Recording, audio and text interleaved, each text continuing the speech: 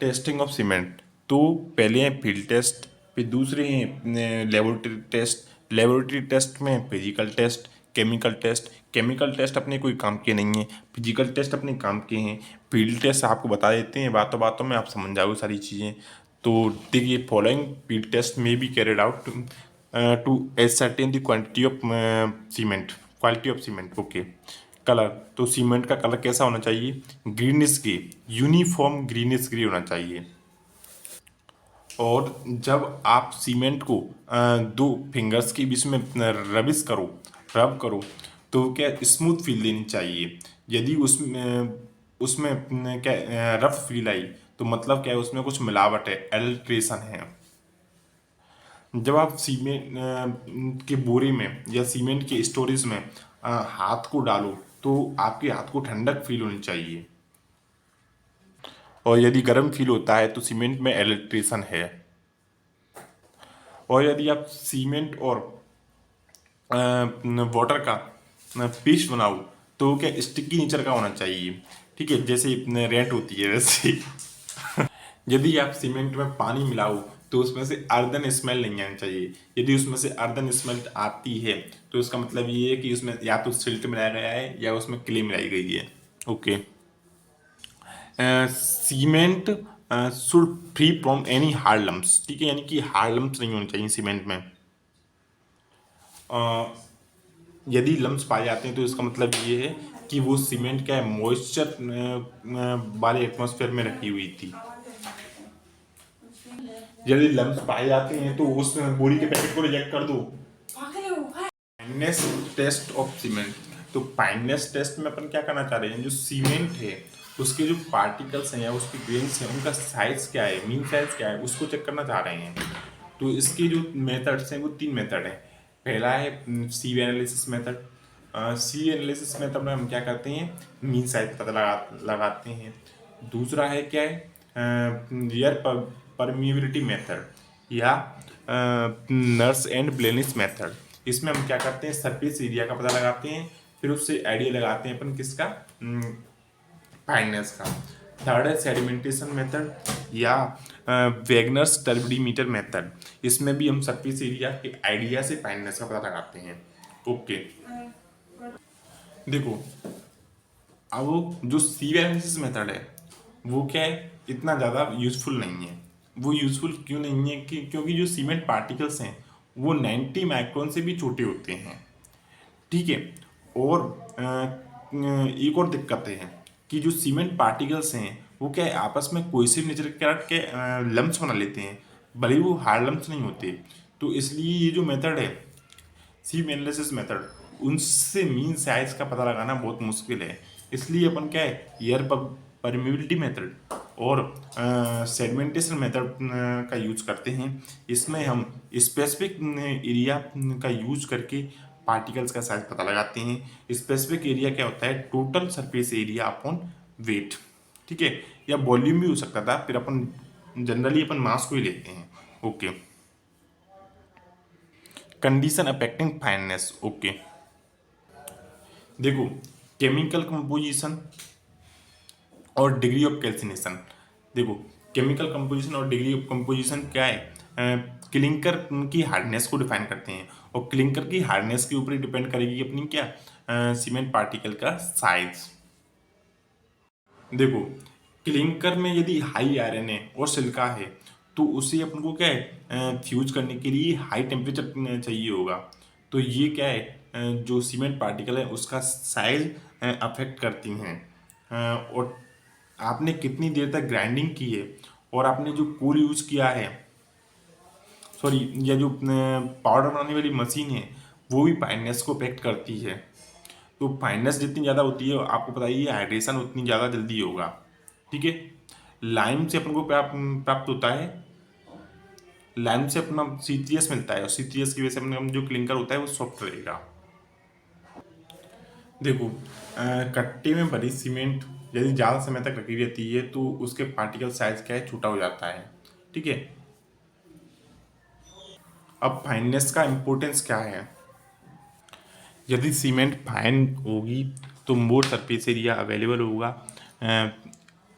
Volume को constant रखो आप फिर भी तो भी, जिसके कारण क्या है, हाई रेट ऑफ हाइड्रेशन मिलेगी और high rate of heat evolution मिलेगी। और ठीक है, क्योंकि मोर सरफेस एरिया अवेलेबल होने की वजह से क्या है, हाइड्रेशन की रेट बढ़ जाएगी। ठीक है,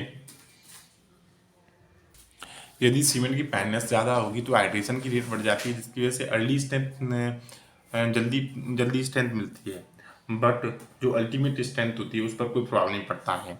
और हाइड्रेशन की रेट बढ़ने से क्या सेटिंग टाइम डिक्रीज कर जाता है। ओके, तो यानी कि अपन बोल सकते हैं कि increase in the fineness and decreasing this setting time of cement. Okay, देखो यदि आप फाइननेस बढ़ा दोगे तो क्या कोर्सिव नेचर बढ़ जाएगा सीमेंट का, जिसकी वजह से क्या होगा, जो कंक्रीट है वाइब्रेटिंग करते हैं अपन कॉम्पेक्शन के दौरान, तो उसकी ब्लीडिंग रुक जाएगी। ब्लीडिंग मतलब ऊपर जो सीमेंट आ जाती है ना तैरती हुई, वो कम आएगी और वो अच्छी बात है। यदि आपने सीमेंट को फाइन एक लिमिट से ज़्यादा फाइन कर दिया, तो जब आप सीमेंट को हवा में ऐसे उड़ा दोगे तो वो जो एटमॉस्फेयर में जो मॉइस्चर है उसके साथ रिएक्ट करके ही क्या हो जाएगी, हाइड्रेटेड हो जाएगी, यानी कि जम जाएगी या सीमेंटिंग प्रॉपर्टी देगी। ठीक है, जो फाइनल सीमेंट है उसका एक नेगेटिव इफेक्ट ये है कि ये क्या है, अल्कली रिएक्टिव एग्रीगेट्स के साथ रिएक्शन करती है, जिसके कारण क्या होता है, जो कंक्रीट होती है उसमें क्रैक्स डेवलप होने के चांसेस बढ़ जाते हैं। देखो सी मेथड फाइनेस टेस्ट का, तो सी मेथड में अपन क्या करते हैं कि एक सीव होती है 90 माइक्रोन की और उसके नीचे लगा होता है पेन। अपन उसमें मान लीजिए कि 100 ग्राम अपने का डाला सीमेंट डाला, ठीक है, फिर उसको क्या वाइब्रेटर पर रख दिया या सीव सेकर पर रख दिया। ठीक है, 15 मिनट तक सेक किया उसको।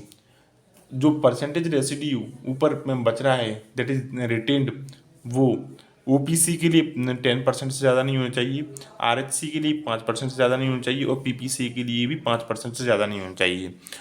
अब जो एयर परमिबिलिटी मेथड, तो एयर परमिबिलिटी मेथड जो अपन को बताता है परसेंट फाइननेस ऑफ सीमेंट, वो बताता है स्पेसिफिक सरफेस एरिया के टर्म्स में। स्पेसिफिक सरफेस एरिया क्या होता है, that is surface area upon mass, तो इसकी यूनिट क्या हो जाएगी, सेंटीमीटर स्क्वायर पर केजी या सॉरी पर ग्राम या मीटर स्क्वायर पर केजी। ठीक है, अब इस एपरेटस में क्या होता है कि एक फ्लोमीटर होता है, एक U2 मैनोमीटर होता है और एक होता है क्या एक होता है permeability test cell. Permeability test cell में क्या होता है कि अपन एक 40 माइक्रोन का क्या डालते हैं, वो डालते हैं स्टोन परफोरेटेड, जिसमें जो छिद्र होते हैं वो 40 माइक्रोन के होते हैं। उसके ऊपर अपन लगाते हैं एक फिल्टर, फिर उसके ऊपर अपन क्या करते हैं, सीमेंट का बेड बनाते हैं दैट इज 20 mm का। फिर अपन क्या है, एयर प्रेशर पास कराते हैं इस बेड से। ठीक है, फ्लोमीटर और जो मैनोमीटर है वो H1 और H2 रीडिंग्स देते हैं। इन रीडिंग्स को अपन क्या है, एस इजकल टू की H1/H2 इस फॉर्मूले में रख देते हैं, तो अपन को क्या मिल जाता है, सरफेस स्पेसिफिक सरफेस एरिया मिल जाता है। और एक तरीका ये भी है कि टाइम मेजर कर लेते हैं कि उस जो ईयर है उसको बाहर निकलने में कितना टाइम लग रहा है, तो एक फॉर्मूला ये होता है एस इजकल टू k√2।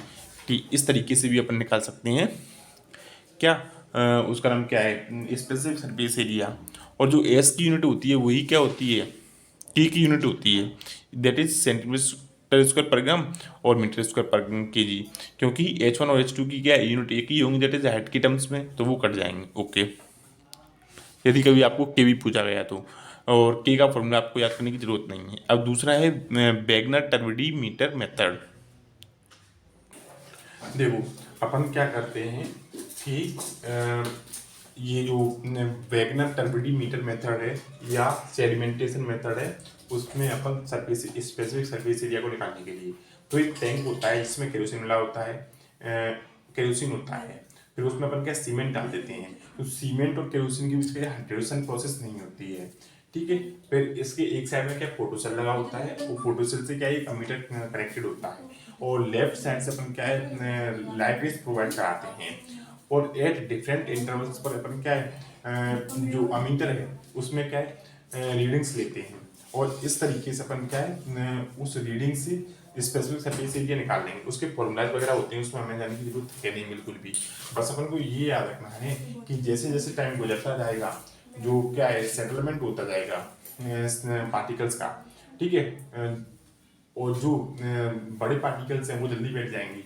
आपको पता है दैट इज कौन सी velocity, terminal velocity D square यानी डायमीटर ऑफ पार्टिकल्स पर डिपेंड करती है, ठीक है। तो समय बीतता जाएगा, सेडिमेंटेशन होता जाएगा और जो अमीटर में रीडिंग्स का है वो ज़्यादा आती जाएंगी, इतना याद रखना बस केवल। ओके।